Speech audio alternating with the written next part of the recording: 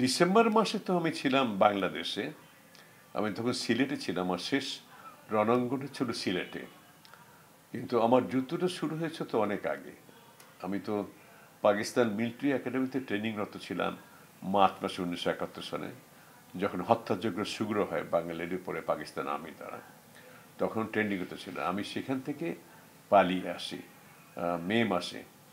তো আমি ট্রেনিংরত ছিলাম আমাদের অফিসার্স ট্রেনিংয়ের জন্য পাকিস্তান মিলিটারি একাডেমি কাকুলে অবস্থিত অ্যাবটাবাদ শহরে। সেখানে 2 বছর ট্রেনিং হয়। তো 2 বছর 4টা ভাগে ভাগ করা হয়। আমরা এক একটা টার্ম বলি 6 মাসে। আমি যখন দ্বিতীয় টার্মে যখন ছিলাম, 1 বছর পুরো হয়নি, তখনই শুরু হয় হত্যাযজ্ঞটা। তো আমি যখন কনফার্ম হলাম, নিশ্চিত হলাম যে হ্যাঁ গণহত্যা শুরু হয়েছে, তখন আমি সিদ্ধান্ত নিলাম মনে বলে পাকিস্তান থেকে পালিয়ে চলে আসবো।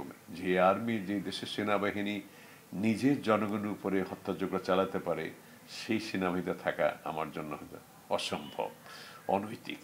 সেই সিদ্ধান্ত নিয়ে আমরা কয়েকজন মিলে মে মাসে পাকিস্তান মিলিটারি একাডেমি পালিয়ে এসে, একটা লম্বা কাহিনী সেটা কি পালিয়েছিলাম, আপনার যদি সময় থাকে আমি বলবো আর কি।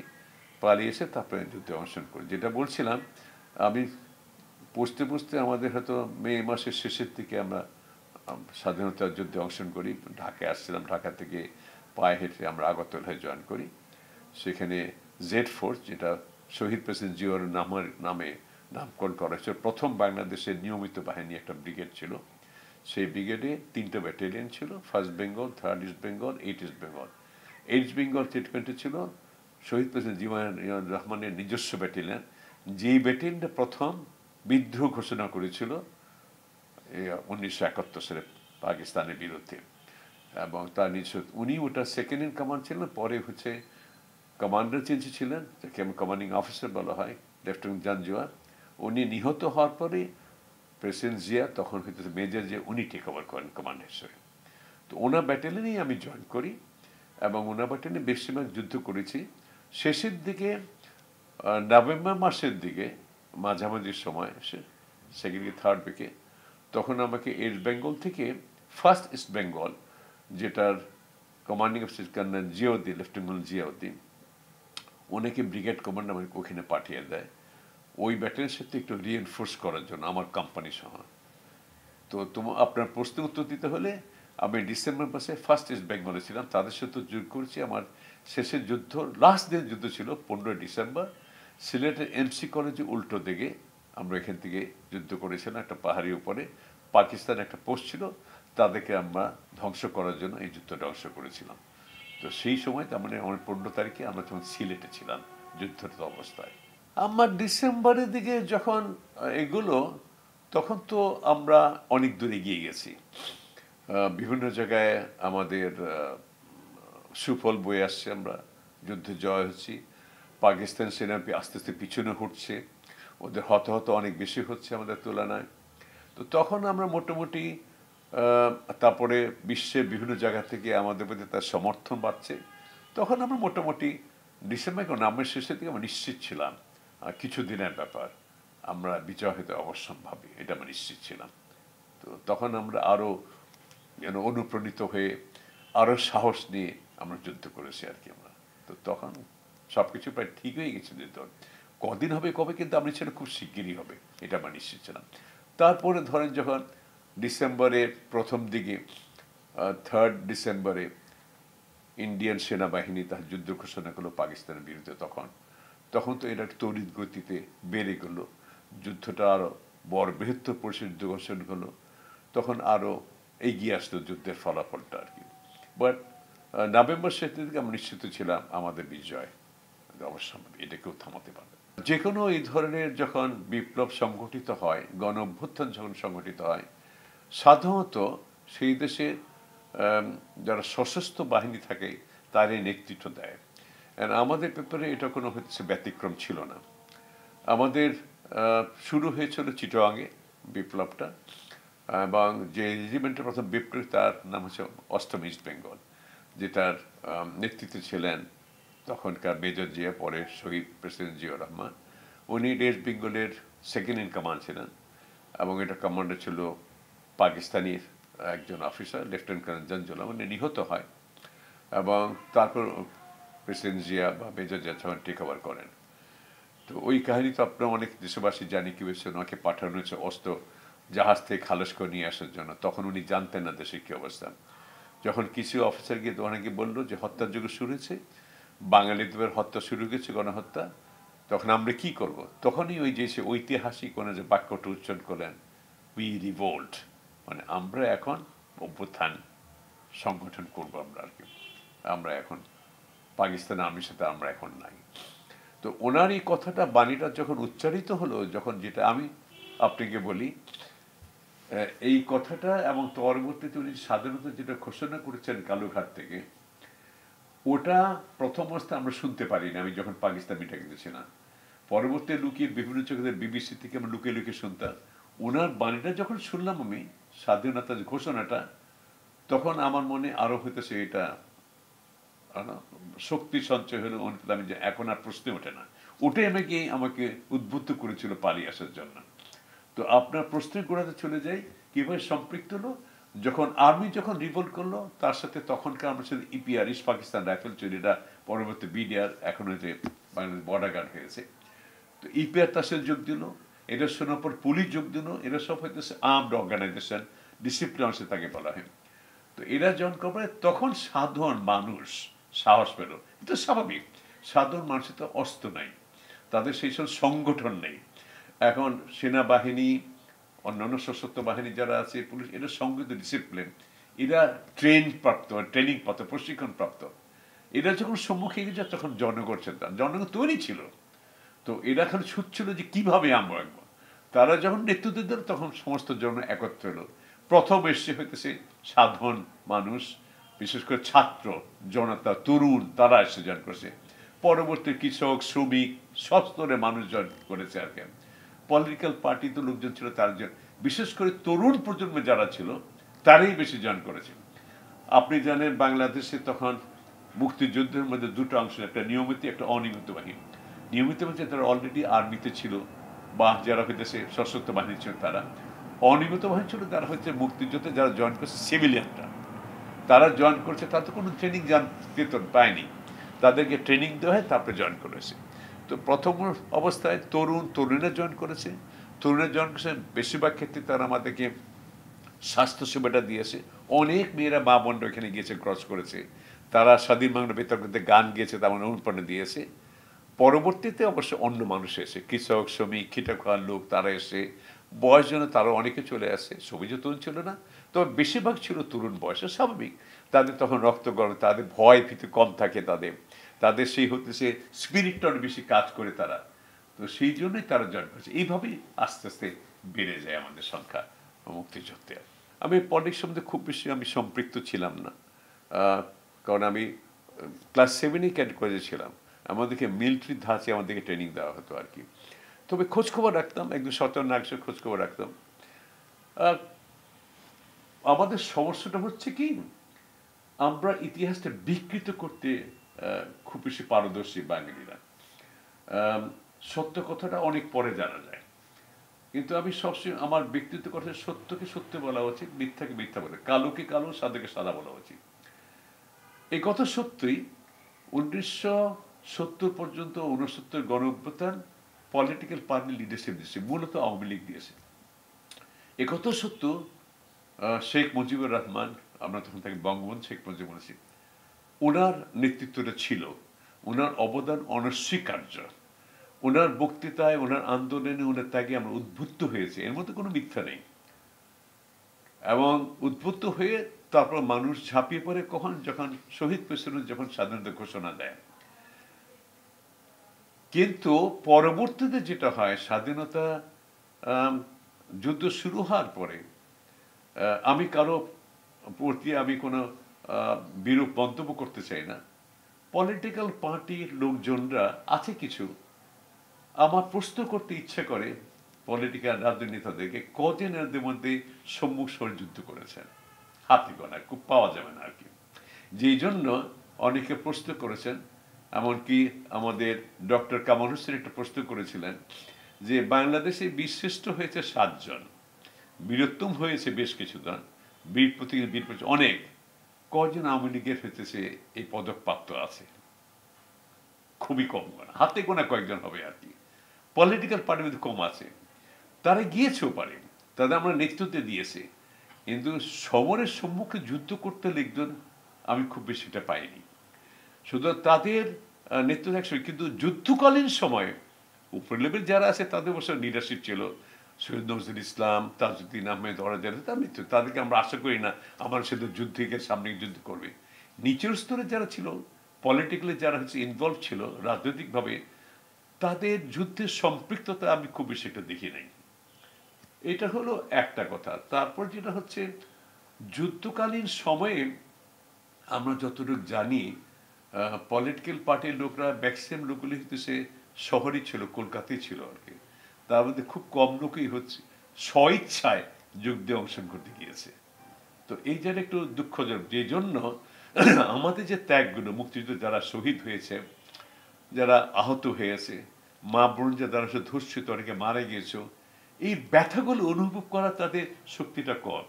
আমি যদি নিজে সাফার না করি, আমি সম্মুখীন, আমি চোখের সামনে যে না দেখি, কারণ আমরা যে যুদ্ধ করেছি, আমি সমগ্র বেঁচে গেছি, আমি আমার আশেপাশে ডানে আমার অধীনস্থ যারা মারা গেছে আমি নিজের চোখে দেখেছি, আহত হয়ে গেছি, পাঠিয়ে দিয়েছি, দুদিন পরে যুদ্ধ কিন্তু চলে আসছে তারা, আমি চিৎকার করে মরতে দেখেছি। আমার সাথে পালিয়ে এসেছিল, আমরা 3 জন পালিয়ে এসেছিলাম পাকিস্তান থেকে, তার মধ্যে একজন শহীদ লেফটেন্যান্ট এমদাদুল হক, বীর উত্তম, তাকে মরতে দেখেছি আমি। কিভাবে মারা গেছে জানেন? একটা যুদ্ধের মধ্যে অংশ মধ্যে সে যুদ্ধ করতে যে আমরা ওইটা যে পাকিস্তানের পোস্টটা সেটা কাবু হয়ে গেছে, কিন্তু একটা মেশিন গান যে ছিল সেখানে স্যালেন্স করার জন্য উনি একটা কোম্পানি একটা সোলজারকে বললো, তুমি ওই সামনে গিয়ে ওইটার উপরে বোমাটা মেরে সেটা স্তব্ধ করে দিয়েছ। সে করতে গিয়ে সেই ছেলেটা আহত হয়ে যায়।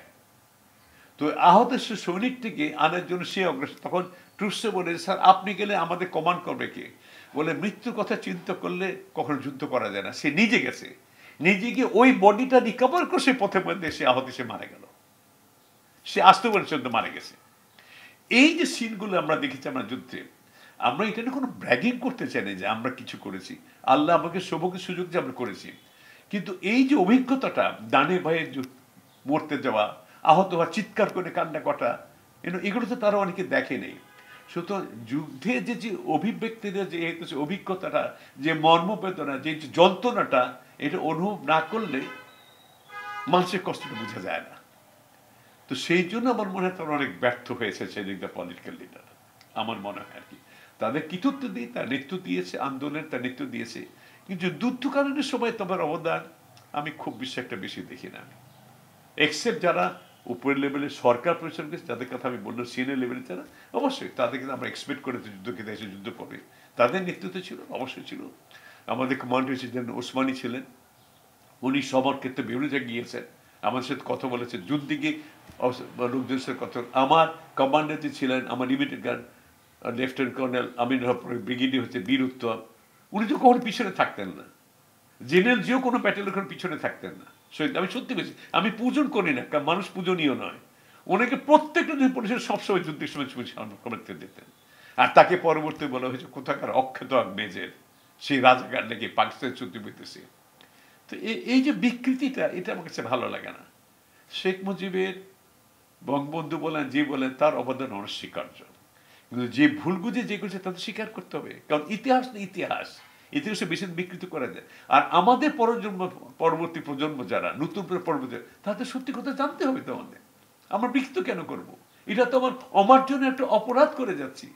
আর আমি যেটা আগে বললাম আপনাকে, মুক্তিযুদ্ধ যারা যারা স্বাধীন যুদ্ধটা প্রত্যক্ষ করেছে, মানুষের যেটা হইতেছে যন্ত্রণা যারা হইতে দেখেছে, অনুভব করেছে, তারা যদি সত্য কথা তাদের মুখ দিয়ে মানে, কার মুখ দিয়ে সত্য কথা বের হবে? এটা হচ্ছে বিকৃত অবস্থা থেকে যাবে। এই জন্য যখন দেখি পলিটিক্যাল লোক কিছু যারা ক্লেম করতে মুক্তিযুদ্ধে অংশগ্রহণ করেছে, মুক্তিযুদ্ধে, তাদের মুক্তির বিকৃত কথা শুনে খুব পীড়া দেয় আমাকে। আমাদের বয়সটা এখন শেষ, আমরা এখন চলে যাওয়ার জীবন সায়নে চলে আসি, এটা খুব পীড়া দেয়। সত্য কথাটা কেন বলে না মানুষ?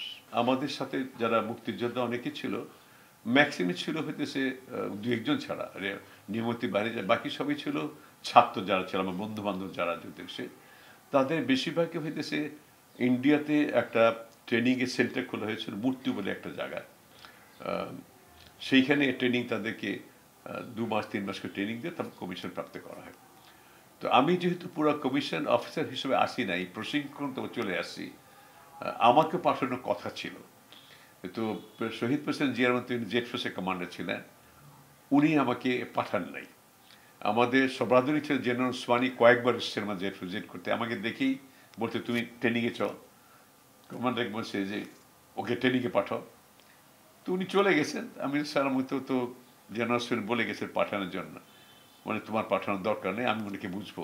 তুমি তো অলরেডি 1 বছর ট্রেনিং করেছো, এই 3 মাস ট্রেনিং তুমি কী করবা? এবং ট্রেনিং দিয়ে তুমি বরঞ্চ 3 মাস যুদ্ধ করো, সেটা কাজে আসবে। তো আমি এই জন্য তখন ট্রেনিংয়ে যাইনি। তো সেই জন্য আমি যেটা বললাম, আমি বেশিরভাগ সময় অষ্টম ইস্ট বেঙ্গলের সাথে জিসফান্ডে যুদ্ধ করেছি। আমি প্রাথমিক দিকে আমার যুদ্ধ ছিল ময়মনসিংহের সেক্টরে, রংপুরে আমি অপারেশন করছি কতগুলি চিলবাড়িতে, বিভিন্ন টি গার্ডেনের মধ্যে ওই বেল্টে কাজ করেছি আমি। শেষের দিকে নভেম্বরের শেষের দিকে আমাকে জেড ফোর্সের কমান্ডার আমাকে পাঠিয়ে প্রথম ইস্ট বেঙ্গল, যেটা ফার্স্ট ইস্ট বেঙ্গল, যেটা কমান্ডার ছিলেন লেফটেন্যান্ট কর্নেল জিয়াউদ্দিন, এখনো বেঁচে আছে, 90-র কাছাকাছি, দুর্ধর্ষ একজন অফিসার। পাকিস্তানে আমি তো খুব নাম করা অফিসার ছিলেন, বীরত্ব। উনি আমার কমান্ডে, যখন আমি পরবর্তীতে কমিশনে প্রায় উনি কমান্ডার ছিলেন। তো আজকে ওনাকে দেখলাম যে আজকে পদ্মপত মুক্তিযুদ্ধের আজকে সম্বর্ধনা দিয়েছিল আর্মি চিফ অফ স্টাফ, সেখানে ছিল ওনাকে দেখলাম আজকে। তো আমি ওইখানে ছিলাম। আমার শেষের দিকে যেটা বললাম, নভেম্বর মাসে আমাকে পাঠানো অষ্টম ইস্ট বেঙ্গলে, যে তখন অষ্টম ইস্ট বেঙ্গল সিলেটে ছিল, কানাইঘাট বলে একটা জায়গা ছিল, সেখানে আমি যুদ্ধ করি। সেখানে যেটা মনে হয় ডিসেম্বরে 15 তারিখ পর্যন্ত ওই ব্যাটেলের আমি সব ছিলাম, যুদ্ধ করেছি। এর আগে আমার শেষের দিকে নভেম্বরের প্রথম দিকে আমি জাকিগঞ্জে যাই। জাকিগঞ্জে ইন্ডিয়ান একটা ব্যাটালিয়ন ছিল 4-5 গার্ড রেজিমেন্ট, তাদের সাথে আমাকে অ্যাটাচ করে দেওয়া হয় ওই ইন্ডিয়ান ব্যাটালিয়নের সাথে জাকিগঞ্জে অপারেশন। তো জাকিগঞ্জ আর করিমগঞ্জ দুটো পাশাপাশি, আপনারা জানেন। করিমগঞ্জ হচ্ছে সে নদীর ওপারে, আর এপারে হচ্ছে সে জাকিগঞ্জ। তো ওপারে পাকিস্তানের একটা পোস্ট ছিল, জাকিগঞ্জ ছিল, সেটা হয়তো শক্ত একটা ঘাঁটি ছিল আর কি।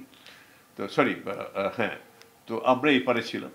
তো ওই নদী ক্রস করে ওই পাকিস্তানের পোস্টটাকে বেশ বড় একটা শক্ত ঘাঁটি ছিল, ওটা ধ্বংস করার জন্য পাঠানো হয়েছিল।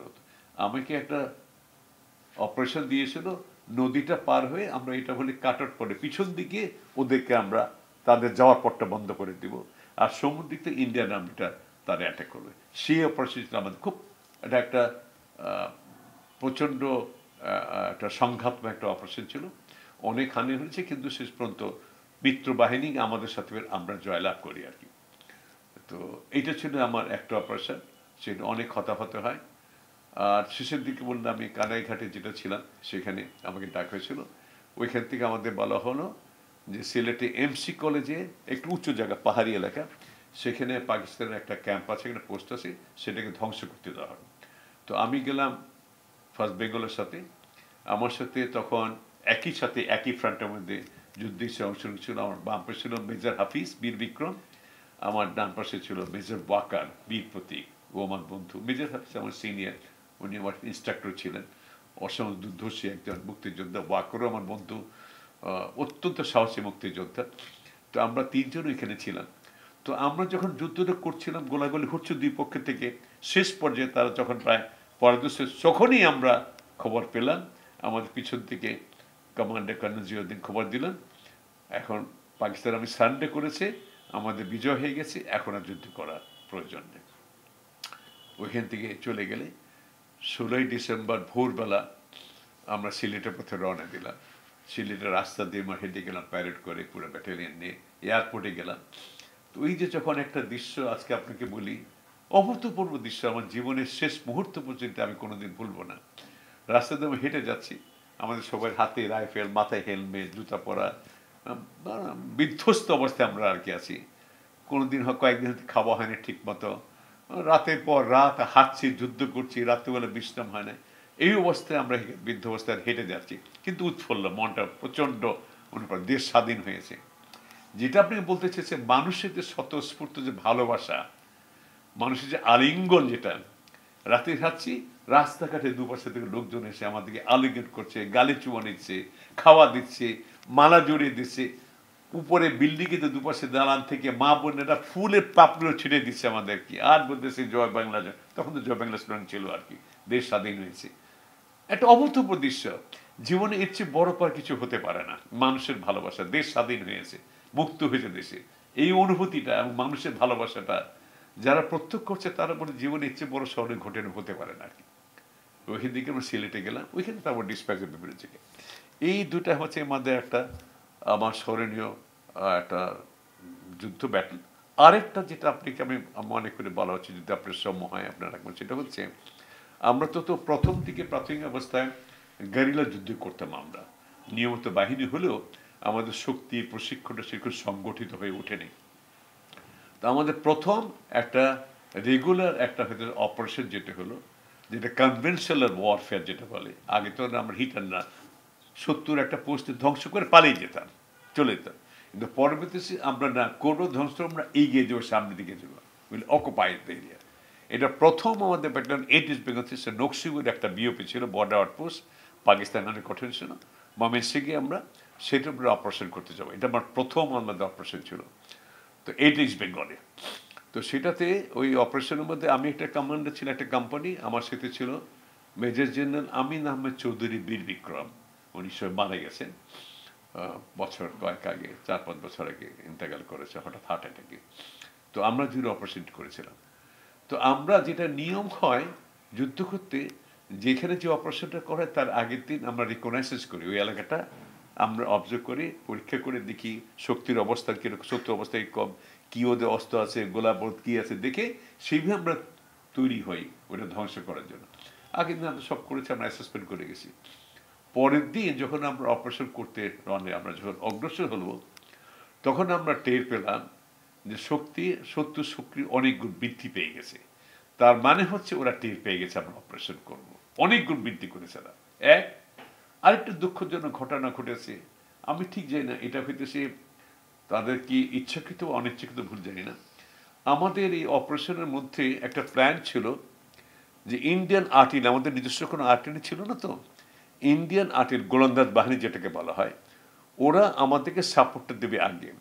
যখন কোনো শক্ত কোনো ঘাঁটির উপরে যখন অপারেশন করা হয়, নিয়মটা হচ্ছে তখন হচ্ছে পিছন থেকে গোলান দেবেন ওই পোস্টের উপরে, 70 পোস্টের উপরে আগে বমিং করে যাতে ওইটা নরম হয়, যেটাকে বলে আমরা বলি সফেনিং অফ দ্য টার্গেট। তো ওইটা করা হয়, করার পরে যাতে আমাদের অপারেশনটা সহজ হয়, সহজে কবজা করতে হবে, সত্যকে নিধন করতে পারি। সেই আর্টিলারি সাপোর্টটা আমাদের সময় মতো আসেনি। তো সেই জন্য শক্তিটা একটা তো তার শক্তি বৃদ্ধি করেছে, 2 নম্বর হচ্ছে আর্টিলারি সাপোর্ট গান ফোর দিয়ে যেই পোস্টটা যে নরম হয়ে যাওয়ার কথা ছিল, কাবু হয়ে যেত, সেটা হয়নি। ফলে দুদিক দিয়ে একটা আর্টিলারি সাপোর্টটা পায়নি, আর্টিলারি টের পেয়ে আমাদের শক্তি বৃদ্ধি করেছে, সেই জন্য ওই অপারেশনটা আমাদের সফল হয়নি, আমরা পিছু উঠতে বাধ্য। সেই অপারেশনে আমাদের টোটাল ক্যাজুয়ালিটি প্রায় 70 জন, অনেক আহত হয়েছে, 70 জন আমাদের ক্যাজুয়ালিটি হয়েছিল। সেইখানে মেজর আমিন আহমেদ উনি আহত হন। আমরা যখন ইভাকুয়েট করে চলে যাই, আমাদের নিয়ম হচ্ছে সেনাবাহিনীতে নিয়ম সেটা কোনো লাশ বা কোনো আহত ব্যক্তি ফেলে রেখা যাবে না, প্রাণের বিনিময়ে হলে রেখে পারবো না। তো আমরা সব খুঁজে দেখছেন কার কারা হচ্ছে নিয়ে যাচ্ছিলাম পিছনে। তখন যখন চলে যাও, আমার কমান্ডিং অফিসার ছিলেন ব্রিগেডিয়ার আমিনুল হক, বীর উত্তম, অসম সাহসী একটা লোক। আমি খুব কম অফিসার দেখেছি যে সামনের দিকে থেকে টুসেসে কমান্ডেশন পিছনে থাকে, তার কোন পরিচালনা করে, ডিরেকশন দেয়। এই একজন অফিসার কখনো পিছনে থাকতে দেখে না, সবসময় সামনে আসে। সে অসম সাহসী লোক, ধর্মের অত্যন্ত সৎ লোক। তো উনি ছিলেন ওভারঅল কমান্ডার, কিন্তু উনি আমাদের ডাইরেকশন দিয়েছে। অপারেশনে ছিলেন আমি আর বললাম আমিন আহমেদ চৌধুরী, জেনারেল আমিন চৌধুরী। আমরা সব যখন কালেক্টর নিয়েছি, বড় একটাও নিয়েছি, তখন উনি আমাকে মুদাসসির দেখো তো আর কেউ বাঁচি। আমাদের সামনে ধান ক্ষেত ছিল এবং 70 পোস্টে আমরা যেখানে আসছিলাম, পিছনে আসছিলাম, সেখান থেকে প্রায় ধরেন 700-800 গজ দূরে ছিল। তো আমি খুঁজে দেখি অনেক দূর পরে 70 পোস্টের কাছাকাছি একটা হাত এরকম উঠছে, বারবার উঠছে নামছে। তা আমি বললাম স্যার একটা তো হাত গেছে, একজন মধ্যে একজন আহত আছে, ঠিক আছে। বলে কোথায়, কে এটা? খুঁজে খুঁজে দেখেছি আমিন আহমেদ চৌধুরী নেই আমাদের মাঝে। তার মানে হয় উনি নিহত আহত হয়েছেন, কিছু উনি মাথা উঠেছেন, তখন বুঝতে পারেন উনি হবে। তখন আমি বললাম স্যার ঠিক আছে, অনেক দূর, আমি যাবো স্যার ওনাকে বডি নিয়ে আসার জন্য। আমার সাথে আগে সুবেদার ছিল, অসম সাহসী সুবেদার, সেও বীর বিক্রম ছিল। সুবেদার আমার না স্যার তাহের নাম, সিলেটে, এখনো বেঁচে আছে। আমরা দুইজন যাই, আপনি পিছনে থাকেন, লোকজনকে আমাদেরকে সাপোর্ট দেন, পিছন থেকে ফায়ারিং যাতে ওরা আমাদের অগ্রসর না হতে পারে। এই কমান্ডিং অফিসার বললে যে তোমরা কেউ যাবে না, এটাই তো আপনাকে বলছি আর কি, এটা যুদ্ধক্ষেত্র, এই অভিজ্ঞতা বলছি তোমরা, আমি যাবো। আপনি তো কমান্ডিং অফিসার, 1000 সন্ধিকে আপনি যে কমান্ডিং অফিসার, আপনি কিছু হলে কি হবে? বলে কিচ্ছু হবে না ইনশাল্লাহ, হলে হবে, তোমরা তো আসো, আমি একা যাবো, তোমরা পান পার দেবে। উনি ধানকে ভিতর থেকে ক্রলিং করে গেলেন। ব্রিগেডিয়ার আমির চৌধুরী, তখন মেজর আমির চৌধুরী বা ক্যাপ্টেন আমির চৌধুরী, তখন অনেকে হাতে করে নিয়ে ব্যাকরোল করে নিয়ে আসে, সেভ করে নিয়ে আসলেন। এইটা হচ্ছে যুদ্ধ, এইটা হচ্ছে ফেলো ফিলিং। এই জন্য সৈনিকরা প্রাণ দিতে রাজি হয় যে আমার লাশটা বা আহত অবস্থায় থাকলে কেউ আমাকে ফেলে যাবে না, আমাকে নিয়ে যাবে, আমার লাশটা নিয়ে গিয়ে আমাকে দাফন করবে, আমি আহত হলে আমার সুচিকিৎসা বন্দোবস্ত করবে, আমার অফিসার কেউ আমাকে ফেলে রাখবে না, বা আমার ঊর্ধ্বতন আমাকে ফেলে রাখবে না। এই জন্য যুদ্ধ করতে চায় তারা। কেন শুনে এরা ভালোবাসা তো একটা দেশের প্রতি তৈরি থেকে জানতে হয়, কিন্তু তারা জেনে এই যে ফেলোফিলিম, একটা লোকে বাঁচানো 10টা লোক মৃত্যুবরণ করে যুদ্ধক্ষেত্রে। এইটা হচ্ছে যুদ্ধ, এইটা হচ্ছে সেই বন্ডেসটা, এটা ভ্রাতৃত্ব বন্ধটা হচ্ছে এই যুদ্ধে থাকে, যেটা অন্য কোনো জায়গায় পাওয়া যায় না। তো এই কাহিনীটা স্মরণীয় ঘটনা, যদিও আমরা বিফল হয়েছিলাম, এই ঘটনা খুব স্মরণীয় ঘটনা, আমার জীবনে দাগ কেটে গেছে শেষ পর্যন্ত হয়ে যাওয়া। তো এই কয়েকটা অপারেশন, অনেক অপারেশন বলতে গেলে তো সারাদিন লাগে, সবকিছু বলার সময় নেই, আপনার ধারণ করার সময় নেই। আমাদের লেভেলে খুব বেশি একটা হতো না, কারণ আমরা যুদ্ধ নিয়ে ব্যস্ত ছিলাম, কে কোথায় কি করছে জানা খুব বেশি জানা হতো না।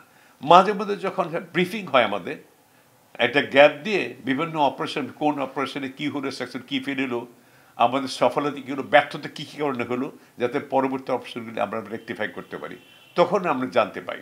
কিন্তু কিছু কিছু খবর পেয়েছিল সব দিকে। প্রাথমিক পর্যায়ে আমাদের অনেক প্রবলেম ছিল, অনেক আহত, যেটা আমি বললাম।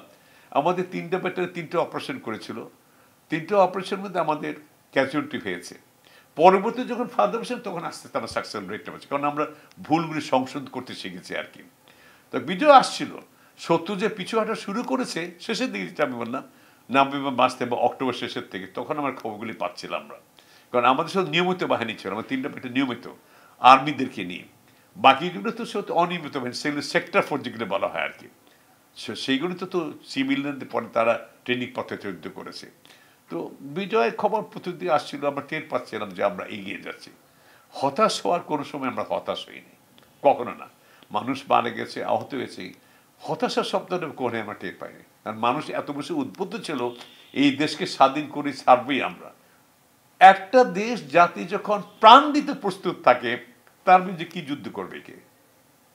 তার মধ্যে কোনো অস্ত্র নাই, তো তুমি কে মারবো মারো, আমি মরার জন্য তৈরি আছি আর কি। তো তার মধ্যে এই দেশকে কখনো দমায় রাখা যায়? আর তখন 7 কোটি দেশ, 7 কোটি মানুষের যুদ্ধ করছে আমি মনে করি। এই যে বলেন আলবজর আজাদ, কোটি কত হাতে গোনালো, এটা গণার বাইরে। কিন্তু এই দেশে আমি সব জায়গায় একটা কথা বলি, সব জায়গায় যেখানে প্রাণ পেয়েছি, এই দেশের 99.9% লোক যুদ্ধ করেছে। আমি যুদ্ধ করার সুযোগ পেয়েছি, আমি সব যুদ্ধ করেছি, ভালো কথা। আমার মা বাবা যুদ্ধ করে নাই, আমার ভাই বোন যুদ্ধ করে তারা করে নাই। তোর গ্রাম থেকে পালিয়ে বেরিয়েছে, এক গ্রাম থেকে আরেক গেছে, তারা আতঙ্ক বলছে না, তারা আল্লাহ কাছে হাত ধরে কাঁদে নাই, তারা না খেয়ে থাকে নাই, করেছে তো। তো তারা কি যুদ্ধ না? তারা দোয়া করছে না, আমাদের কষ্ট ভোগ করছে না তারা? তো এই দেশের সমগ্র জাতি মুক্তিযোদ্ধা। এই মুক্তিযুদ্ধ অমর যুদ্ধ কথাটা উঠেছে পলিটিক্যাল পার্টি, আমার খুব দুঃখ লাগে। কিসের অমুক্তিযোদ্ধা? এই দেশের অমুক্তিযুদ্ধ, মুক্তিযুদ্ধ বিরোধী শক্তি কোথায় আছে? এগুলো সব মানে খুব কষ্ট লাগে। কিসের অমুক্তিযুদ্ধ? বিভাজন করা, দেশের জাতিকে বিভাজন করা। অমুক্তিযুদ্ধ দেখে এখন কি কেউ চাবে ইন্ডিয়ার সাথে পাকিস্তানের হাত মিলে নেই? ইন্ডিয়ার সাথে চাবে না, পাকিস্তানের সাথে। এই দেশের মানুষ চাবে না। শত্রু যারা আছে তারা করবে, কিছু লোক যারা আছে স্বার্থ, গুটিগত লোক আছে। আপমর জনসাধারণ কখনই চাইবে পাকিস্তানের সাথে 1000-2000 মাইল দূরে গিয়ে হাত মিলে আবার পাকিস্তান হইতে? এটা হতে পারে কখনো? এগুলো মিথ্যাচার, এগুলো হচ্ছে পলিটিক্যাল গেনের মানুষকে বিভক্ত করা রাজনীতিগুলো ব্যাট করছে। সো এই দেশে প্রত্যেকটা মানুষ তারা হইতেছে অবদান আছে স্বাধীনতা যুদ্ধে। আমরা সৌভাগ্যবান। আমি তো মনে করি আমার কোনো কৃতিত্ব নাই, আমি সুযোগ পেয়েছি, অনেকে সুযোগ খুঁজেছে, পায় নাই। আমি পাকিস্তান থেকে পালিয়ে এসে আমার বন্ধুরা, আমার কোর্স পেটে অনেকে পালাতে চেষ্টা করতে পারে না, অনেকে ধরা পড়ে গেছে। আমি বলো সৌভিকবান পানির সুযোগ পেয়েছি, আমি যুদ্ধ সুযোগ পেয়েছি। আমি সৌভিকবান এখনো বেঁচে আছি, কথা বলতে পারছি। আমার সাথে লোক অনেকে মারা গেছে। তো সুতরাং একক কৃতিত্ব কারো না। কেউ যদি বলে এককৃত কোনো ব্যক্তি বা কোনো গোষ্ঠী কোনো দল, এটা মিথ্যাচার। এই দেশে কোনো পলিটিক্যাল পার্টি একক কৃতিত্ব না। হ্যাঁ, আন্দোলনে হয়তো কিছুটা নেতৃত্ব দিয়েছে আওয়ামী লীগ, কিন্তু যুদ্ধে যে প্রত্যেকটা পলিটিক্যাল পার্টি তো যোগদান করেছে। ন্যাপের লোকজন ছিল, আওয়ামী লীগের লোক ছিল, অন্য পার্টি ছিল, অনেক পার্টি ছিল, কমিউনিস্ট পার্টি ছিল, সবাই তো দেশের অবদান রেখেছে। শুধু কোনো একক ব্যক্তি বা গোষ্ঠীকে পার্টিকে দেওয়া স্বাধীনতা তারই করেছে দেশকে, মিথ্যাচার। এটা জাতিকে খাটো করা, জাতিকে বিভাজন করা। আমি বঞ্চিত হতে কোনো আক্ষেপ নাই আমার। পদক নিয়ে কোনো মুক্তিযুদ্ধ আক্ষেপ আছে বলে আমি মনে করি না। আমার আক্ষেপটা কোথায়, সেটা হচ্ছে দুটো জিনিস। একটা হচ্ছে মানুষ স্বীকৃতি চায়, পদক, টাকা পয়সা, এগুলোর পিছনে কোনো মুক্তিযোদ্ধা পদক পাওয়ার জন্য বা টাকা পয়সা পাওয়ার জন্য সময় যুদ্ধ করছে আমি মনে করি না। আমি সত্যিকার মুক্তিযুদ্ধ হয়ে থাকে। আক্ষেপটা আমার এখানে হচ্ছে দুটা কারণে। স্বাধীনতা যুদ্ধে যারা অংশগ্রহণ করেছে, সম্মুখ সমরে পিছনে থেকে যাক, দেশের সমস্ত মানুষই 1971 সালে তাদের যে প্রত্যাশা ছিল, যারা শহীদ হয়েছে, তারা আহত হয়েছে, যারা ধর্ষিত হয়েছে, মা বোনরা কষ্ট পেয়েছে, প্রত্যাশা ছিল, সেই প্রত্যাশার ভগ্নাংশ তারা পায় নাই। প্রত্যাশার প্রাপ্তির সাথে আকাশ পাতাল তফাৎ হয়ে গেছে। কেউ তো টাকা পয়সার জন্য যুদ্ধ করে নাই। এমপি হওয়ার জন্য, সেক্রেটারি হওয়ার জন্য, মন্ত্রী হওয়ার জন্য কেউ যুদ্ধ করে, তখন ওই চিন্তা মানে আমাদের ছিল না কখনো। দেশটা স্বাধীন করবো, সত্য মুক্ত করব, সেটি আমার চিন্তা ছিল। তো আক্ষেপটা কোথায়, যে প্রত্যাশাটা ছিল, প্রত্যাশাটা কি ছিল, আমরা বঞ্চিত ছিল পাকিস্তান শাসন আমলে। আমাদের ন্যায় সঙ্গতি অধিকার ছিল, কিন্তু বঞ্চিত করেছে। আমাদের সম্পদ নিয়ে তারা ব্যবহারকে তাদের উন্নত করেছে। আমাদের লোকজন মেধা থাকার মধ্যে আমাদের চাকরির প্রতি সুযোগ দেয়নি, আমাদেরকে পলিটিক্যালি দেয় নেই, আমাদের চাকরি বাকরিতে ডিফেন্স পোস্টের মধ্যে ব্যুরোক্রেসি চাকরি হয়নি। এই যে আমাদের বঞ্চনাটা, এই বঞ্চনা থেকে মুক্ত পাওয়ার জন্য আমরা তো যুদ্ধ করেছি, সমান অধিকার পাওয়ার জন্য আমরা বঞ্চিত ছিলাম। এই যে ছাত্র জনতা আন্দোলন, বৈষম্য দূরীকরণের জন্য, এই বৈষম্য দূর করার জন্য আমরা যুদ্ধ করেছি। তো এই বৈষম্য দূর হয় নাই, দুঃখজনক ভাবে। এটা আমাকে খুব পীড়া দেয়। এতগুলি লোক, এত লক্ষ লক্ষ প্রাণ দিল কেন? একটা ফ্ল্যাগের জন্য, একটা পতাকা, এক খণ্ড জমির জন্য? এটা তো অনেক দেশেরই আছে, এটার জন্য তো। স্বাধিকার মানে কি? সে স্বাধিকার আন্দোলন তো আমরা করেছি যুদ্ধটা, সেটা এই অর্থে আমার আক্ষেপ। এটা একটা আক্ষেপ। আরেকটা আক্ষেপ একটু আছে, আপনি পদের কথা বলেছেন। আমি একটা জায়গায় ছিলাম চাকরিচ্যুত হওয়ার পর। আমি চাকরিচ্যুত হয়েছি 1981 সালে। চাকরিচ্যুত কেন বললাম, আমি একটা স্পষ্টবাদী হিসেবে আমার একটা বদনাম আছে, সেনাবাহিনীতে ছিল। কথাটা রেখে কথা, যেটা মনে করতে সত্যি বিগত সেটাই বলতাম। তো হোসেন মোহাম্মদ এরশাদ তখন ছিলেন মরহুম, আর্মি চিফ অফ স্টাফ ছিলেন। তো উনি সম্বন্ধে, উনি মারা গেছেন, ওর সম্বন্ধে কোনো খারাপ কথা বলতে চান না, কিন্তু ওনার সম্বন্ধে সবাই জানতেন। তো আর্মি থাকে গেলে আমি যখন আর্মি ছিল, তখন এগুলি আমি একটু লেখালেখি করতে বকতাম। আমার প্রতি অসন্তুষ্ট ছিলেন। তো এই জন্য উনি যখন ক্ষমতা এসেছেন, তো আমার মতো অনেক মুক্তিযোদ্ধাকে উনি বের করে দেন।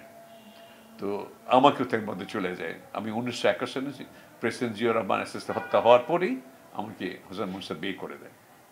তো সেটা আমার আক্ষেপ না, আমার রিজিকের মালিক আল্লাহ তাআলা। আমার আক্ষেপটা হচ্ছে ওই, তখন যখন একটা বিশেষ জায়গায় ছিল, তখন আমি একটা সার্ভে করেছিলাম বাংলাদেশে, মুক্তিযোদ্ধারা যারা বেশি কোথায় কে আছে। আমরা শহরে মফস্বলে কিছু মুখ চেনা মুক্তিযোদ্ধা জানি যে আমরা পদকপ্রাপ্ত, সবাইকে আমাকে চেনে। কিন্তু গ্রামে গঞ্জে যে সহস্র শত সহস্র মুক্তিযোদ্ধা পড়ে আছে, যাদের কেউ চেনে না, জানে না, এটা স্বীকৃতি পায় নাই। এরকম তো টাকার জন্য ঢাকা শহরে আসে না, এরা সার্টিফিকেট নিতে আসে না। তো এরা কিন্তু হইতেছে বঞ্চিত, এদের এইটা আমার আক্ষেপটা। আপনি বিশ্বাস করেন, আমি মনে করি বীরুত্তম পাওয়ার মতো বীর বিক্রম অনেক মুক্তিযোদ্ধারা আছে, যারা জান প্রায় সব কোটি দিয়ে তারা হইতেছে যুদ্ধ করেছে, স্বীকৃতি পায়নি, তারা আসে না স্বীকৃতি দেওয়ার জন্য। তারপরেও এই গত কয়েক বছরের মধ্যে এটা হয়েছে, যেটা আমার দুঃখ লাগে, মুক্তিযুদ্ধ মন্ত্রণালয়, একটা মন্ত্রণালয় আছে, আমার সাথে আমার আন্ডারে যুদ্ধ করেছে এক সৈনিক, এরকম অনেক ঘটনা আছে। আমাকে এসে বলছে, স্যার আপনি তো জানেন আমি তো যুদ্ধ করেছি। তা আমি সার্টিফিকেট নিতে গেছিলাম স্যার, মন্ত্রণালয়ে আমাকে 3 লাখ টাকা চেয়েছে। আমি কি করতে, আমি তো 3,000 টাকা দিতে পারবো না। আমি বলি, আমি যদি বেঁচে থাকি, তোমার এই সার্টিফিকেট তুমি পাবা। তা আমি, আমার এক বন্ধু ছিল সে জড়িত, মেজর ওয়াকার বলে, জামুকাতে ছিল, ওকে বললাম, তুই যেভাবে এই সৈনিকটাকে তুমি, সে পড়েছে, আমরা ঝগড়া করেছি মন্ত্রণালয়ের সাথে। এরকম অনেক কাহিনী আছে যারা সার্টিফিকেটটা পায়নি, টাকা তো দূরের কথা, ভুয়া সার্টিফিকেট, আপনি যে কথা ভুয়া সার্টিফিকেট দিয়েছে। কত লজ্জাকর ব্যাপার, মুক্তিযোদ্ধারা মন্ত্রণালয় থেকে পয়সার বিনিময়ে মুক্তিযুদ্ধ সার্টিফিকেট দেয়। বিদেশের যার মুক্তিযুদ্ধের সাপোর্টে অংশগ্রহণ করেছে প্রত্যেক তাকে তাদের প্লেগ দেওয়া হয়েছিল, স্বর্ণে দেওয়ার কথা, সেটা বানিয়ে রূপার বা অ্যালো বানিয়ে দিয়ে নকল দিয়ে আছে। কত বড় মানহানিকর, লজ্জা করে দেশের জন্য এটা হতে পারে? এই ঘটনাগুলি হচ্ছে আক্ষেপ আমার। এবং এটা ইন্টেন্সিভ এক মুক্তিযোদ্ধা, এই মন্ত্রণালয় আওয়ামী লীগের সময় একজন, এটা মন্ত্রণালয়ের নেতৃত্ব ছিল একজন মুক্তিযোদ্ধার হাতে, তার মন্ত্রণালয় থেকে এই কাজগুলি হয়েছে। এই দুঃখ কোথায় রাখবো? এটা হচ্ছে আক্ষেপটা আমার। মুক্তিযোদ্ধাদের সত্যিকার স্বীকৃতি কেউ দেয় নাই, খুব কম রেখে পেয়েছে যারা স্বীকৃত এবং বিকৃত হয়েছে। আর এটা একটা, আর দুশো মানুষের যে সাধারণ মানুষের যে প্রত্যাশাটা ছিল, যে জন্য তারা ত্যাগ স্বীকার করেছে, মারা গেছে, আহত হয়েছে, সেই প্রত্যাশা পরিপূর্ণ হয়নি। কোনো একক ব্যক্তি, সব পলিটিক্যাল কিছু না কিছু করেছে গত 15 বছর, এরা তো দেশ থেকে বিক্রি করে দিয়েছে। এর আগের পলিটিক্যাল যে করেনি তা না, সবাই বঞ্চিত করেছে মুক্তিযুদ্ধে। দেশের স্বাধিকার যে প্রতিষ্ঠা করা, সবাই যে শিখবার কাজ করে তা না, সবারই দোষ আছে, সবাইকে আমি দোষী করব। কিন্তু এরা 16 বছর যেটা করছে, চুরি দুর্নীতি কমার পরে, মুক্তিযুদ্ধ অবমাননা করার পরে, যে কাজটা আমাকে খুব বেশি আঘাত এনেছে আমাদের যারা দেশের জন্য চিন্তা করে, সেটা দেশটাকে বিক্রি করে দেওয়া অন্য দেশের কাছে, এটা কোনো মানা যায় না। দুর্নীতিটা কিছুটা মানা যায়, ঠিক আছে, আমার তো অন্য দেশে চুরি চামারি করে, দেশটাকে কেন বিক্রি, অন্য হাতে কেন তুলে দেব? আমি দেশের লোক সাধারণ হিসেবে কষ্ট করি, সেই দেশটা আরেকজন হাতে করে দিলে বা এই দেশের সব কিছু চাওয়ার আগে অন্য দিকে দিয়ে দেওয়া হয়। আমাদের ঘাট, পথ ঘাট, আমাদের ট্রানজিট দিবে, করিডোর দেবে, পোর্ট দিয়ে দেবে, সব কিছু দেবে, পাওয়ার প্ল্যান্ট গুলো হইতেছে এমন অসম চুক্তির মাধ্যমে প্রত্যেকটা চাওয়ার আগে দিয়ে দেবে। এটা কি ধরনের কথা? এইটি আমাদের বেশি হইতেছে আক্ষেপ, আমার কষ্টটা এখানে বেশি লাগে। যে কোনো সচেতন মুক্তিযুদ্ধ আমার সচেতন, এই আঘাতটা লাগবে, কষ্টটা এখানে। আজকে জীবন সারণী এসে চলে যাবে 2 দিন পর, আল্লাহ যখন ডাক দেবে। মুক্তিযুদ্ধ অর্ধেক বেশি চলে গেছে, এখন 2/3 হয়তো বেঁচে নাই। আমাদের এই কষ্টটা, যার চিন্তা আমাদের এই কষ্টটা, এখন এটা নিয়ে চিন্তা করি, দেশটা কি এই জন্য হয়েছে, বিক্রি করার জন্য দেশে? আক্ষেপটা এখানে। দেখেন, একটা দিন হচ্ছে 71 হচ্ছে দেশ শত্রু মুক্ত হওয়ার জন্য আন্দোলন ছিল। এটা ওই স্বাধীনতার যুদ্ধের সাথে অন্য কোনো যুদ্ধ অবশ্যই তুলনা হয় না। তবে এই যে 2024 5ই আগস্টে যেটা হলো, দেশ মুক্ত হলো, এটাও এক ধরনের আমি বলবো সত্য মুক্তি হয়েছে। স্বাধীনতা যুদ্ধ না এটা, অবশ্যই না, কিন্তু আমার সত্য মুক্তি। সত্যটা কি? বহিঃসত্য যেটা সম্পূর্ণ হলে আংশিক হয়েছে, এবং দেশীয় সত্য যেটা আছে, দেশের অভ্যন্তরীণ সত্য মুক্তি হয়েছে। সেই জন্য এই যে ছাত্র জনতা আন্দোলনটা করলো, এটা ইতিহাসে স্বর্ণাক্ষর লেখা থাকবে এই যতদিন দেশ টিকে থাকবে। এবং ছাত্র আন্দোলন একটা অপূর্ব জিনিস যেটা হচ্ছে, সেটা ছাত্রদের, তরুণ তরুণীদের অবদান। তবে আমি একটা কাকতালীয় বিষয় না, পৃথিবীর সব দেশে কিন্তু তাই হয়েছে। দেশে যখন গণ অভ্যুত্থান হয়, দেশে বড় ধরনের আন্দোলন হয়, অগ্রভাগে কিন্তু তরুণ তরুণীরা থাকে। আপনি যদি হিসাব করে দেখেন, সেই দেশ পাকিস্তান স্বাধীন হওয়ার পরে, বিভক্ত হওয়ার পরে 1952 সালের যে হচ্ছে ভাষা আন্দোলন, সেখানে যারা আত্মহুতি দিয়েছে, আহত হয়েছে, তার একটু ছাত্র ছিল। কিন্তু জব্বার, বরকত যারা ছিল, সালাম, এরা কিন্তু সব তরুণ ছিল, ছাত্রছাত্রী ছিল। 51 সালের পরে 61 সালে কিন্তু একটা হয়তো পাকিস্তান শিক্ষানীতি একটা আন্দোলন হয়েছিল, অনেকে জানে না, সেখানে ছাত্র কিন্তু আহত দিয়েছিল। 69 আন্দোলনের মধ্যে যারা মারা গেছে, অধিকাংশ কিন্তু ছাত্র ছিল। 70 যে আমাদের সংসদ অধিবেশন, সেখানে তারা এগিয়ে ছিল। 71 কথা সবাই জানে, আমরা কথা বলেছি এর আগে। 90 যে এরশাদ বিরোধী আন্দোলন, ছাত্র যদি এগিয়ে আসতো, হয়তো এর সাথে পতন হতো না। তারপরে পরবর্তীতে যেগুলো সিপাহী মিঠুরি যেতে হলো, সেখানে কিন্তু ইয়াং ছেলেপেলে কিন্তু আগিয়েছে সবাই আগে। প্রত্যেকটা আন্দোলনের মধ্যেই কিন্তু তরুণের সামনে এগিয়ে আসছে। কেন? 2টা কারণ। একটা, তারা হচ্ছে বিক্রির জন্য না, তারা বিকৃত হতে পারে না স্বার্থে করে। তারা নির্ভীক, তারা প্রাণ দিতে, রক্ত দিতে প্রস্তুত থাকে। তাদের ভালোবাসাটা হইতেছে নিয়ে ভালোবাসা, এর মধ্যে কোনো খাত নাই। এই ভালোবাসাটা হচ্ছে দেশের অন্তরের অন্তঃস্থ থেকে ভালোবাসাটা আসে, তার নিজে বলিদান দিতে প্রস্তুত থাকে, আমার দেশে প্রচন্ড ভালোবাসে। পরবর্তী আমরা যার বয়স হয়েছে, আমরা বৃদ্ধ হয়ে যাই, পরিণত বয়সে এসে পিছু টান থাকে অনেক, এটা একটা কারণ। ফ্যামিলি হয়ে যায়, স্বার্থটা বেড়ে যায়। এই ছেলেমেয়েদের কোনো স্বার্থ নেই। তো এই জন্য যে ছেলেটা লিখেছে ছাত্র আন্দোলনের মধ্যে, মা তোমাকে লিখে গেলাম চিঠি, আমি যদি বেঁচে আসি তাহলে তো আমি গাজী হয়ে আসবো, আর যদি মরে যাই আন্দোলন করতে, মেনু তোমার ছেলে হইতে শহীদ হয়েছে। কত বড় সাহসটা একটা ছেলে একটা লিখতে পারে, এটা তো আমার মতো বয়সের লোকরা পারবে না। তো এই যে ছাত্র আন্দোলন অভূতপূর্ব গণজাগরণের সৃষ্টি হয়েছিল ঠিকই, 15-16 বছর এদের বিরুদ্ধে আন্দোলন করেছে অনেকেই, পলিটিক্যাল পার্টিগুলো আন্দোলন করছে, কিন্তু আজকে যে পরিবর্তনটা হলো গণঅভ্যুত্থানের মাধ্যমে, যে সত্যমুক্ত দেশের ভিতরে সত্য যারা ছিল দেশকে বিক্রি করে দিয়েছিল, এবং বহিঃসত্য যারা ছিল তার মধ্যে এই যে আন্দোলনটা হলো, মূল অবদান এটা ছাত্রদের, তরুণ তরুণীদের, এটা অনস্বীকার্য, এটা অবদান অস্বীকার। এবং আমি মনে করি আমরা অনেক যারা পরিণত বৃদ্ধ বয়সে আমরা জানি, আমরা অনেক কিছু বুঝে জানি, আমি এখন এটা স্বীকার করতে রাজি না।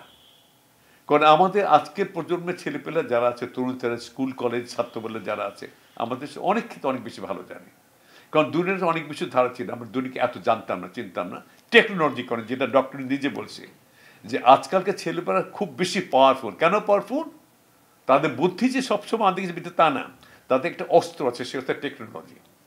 তো সেই যে তরুণদের যে এই যে অবদানটা, এটা অনস্বীকার্য, এটা স্বর্ণাক্ষর লেখা থাকবে। সেই জন্য আমার কথাটা হচ্ছে এই 16 বছরের জঞ্জাল আবর্জনা, এই যে অনৈতিকতা, এই যে স্বৈরাচারী হইতেছে শাসন, 3 মাসের মধ্যে কিভাবে সম্ভব দূর করা? এবং এই সরকারকে, হ্যাঁ পলিটিক্যাল পার্টি আন্দোলন করেছে, কিন্তু এই সরকারকে বসিয়েছে কারা? ছাত্র জনতা, পলিটিক্যাল পার্টি না। ম্যান্ডেটটা হচ্ছে ছাত্র আন্দোলনকার। পলিটিক্যাল পার্টির কাছে জবাবদিহি করার কোনো এখানে অবকাশ নাই বর্তমান অন্তর্বর্তীকালীন সরকারে। আমি সুস্পষ্টভাবে বলতে চাই, এই গভর্নমেন্টের জবাবদিহি হচ্ছে মূলত হচ্ছে ছাত্র জনতার কাছে। ছাত্র জনতা যদি বলে কালকে আপনি ইলেকশন দেন, তুমি ইলেকশন দেবে। যে না, আমরা সব সংস্কার করে, আমাদের সব কিছু সংগঠন করে, আমাদের বিচার করে, এই যে খুন হত্যা বিচার করে তারপর যাবে, তাই যাবে। কারণ একটা জিনিস আমরা জানি, ডক্টর আমার তার যারা সহকর্মী যারা আছে, তাদের ক্ষমতা লিপসা নেতাদের, তাদের দরকার নেই তো। যারা মানুষ তাদেরকে নিয়ে এসে এই জঞ্জালটা আবর্জনা দূর করার জন্য, প্রতিষ্ঠান ঠিক করার জন্য, তা কিন্তু সময় দরকার তাদেরকে। এই যে দেখেন না আপনি, প্রতিদিন একটা করে দাবি নেওয়া বের হচ্ছে। প্রয়োজনে যদি ইচ্ছে হতো সরকার তো দমন করতে পারতো, সরেছে সরকারের মধ্যে পুলিশ দিয়ে পিটাও, আর্মি তো, তা তো করে না, তার সহ্য করছে। কারণ তার তো শান্তি পড়ছে, উনি নোবেল বুঝে শান্তির জন্য, তো উনি কঠোর হতে পারছেন না। কিন্তু এটা সুযোগ নেওয়া উচিত না, প্রতিদিন দাবি নেমে রাস্তা বেরোচ্ছে। কেন? এটা তো ইন্ধন যোগাচ্ছে বাইরের থেকে পতিত সরকার, এটা বুঝতে হবে মানুষের, জনগণের। সো তাদেরকে সহযোগিতা করছে, তাদেরকে সুযোগ দেওয়া, যে ধৈর্য দেওয়া, যে কিছু দেশটাকে পুনর্গঠন করার জন্য যতটুকু দরকার, তারপর ইলেকশন দাও। ওনাদের বলেছে তারপর ইলেকট্রন অর্জন করো, হ্যাঁ ডেমোক্রেসি ইলেকট্রন লগ্ন দরকার। কিন্তু অধৈর্য হয়ে তাদের মধ্যে প্রেশার সৃষ্টি করে তোমার অনেক কিছু পরিবর্তন হয়েছে। এই যে আমি আপনার কথা বলতে পারছি না, আপনার কথা নিতে পারছেন, রাস্তায় লোকদের যাইছে বলতে পারছে, পত্রপত্রিকা যা দেখতে পারতেছে, এই স্বাধীনতা ছিল না আমাদের। টেলিভিশনের স্বাধীনতা ছিল না, পত্রিকার স্বাধীনতা ছিল না, চুরি ডাকাতি ব্যাংকে বন্ধ হয়ে গেছে, এখন তো ঘুষ দিয়ে তোকে নিখুঁত করতে হয় না, ব্যাংক তো লোপাট হচ্ছে না এখন। সময় লাগবে তো, তহবিল তো খালি হয়ে গেছে আমাদের ব্যাংকে, আমাদের কোনো কিছু তো ছিল না, এটা গড়তে তো সময় লাগবে। সেই জন্য আমি সবার প্রতি আমি আবেদন করব, আমি একজন পরিণত মানুষের লোক, আমার এই সরকারকে ধৈর্য সহকারে তাদেরকে সময় দেওয়া উচিত, তাদেরকে দেশটা কিছুটা পুনর্গঠন, তারপর ইলেকশন হোক, মানুষের নির্বাচিত সরকার আসবে। এইটাই সবার কাছে আমার আগ্রহ থেকে বিনতি। ধন্যবাদ।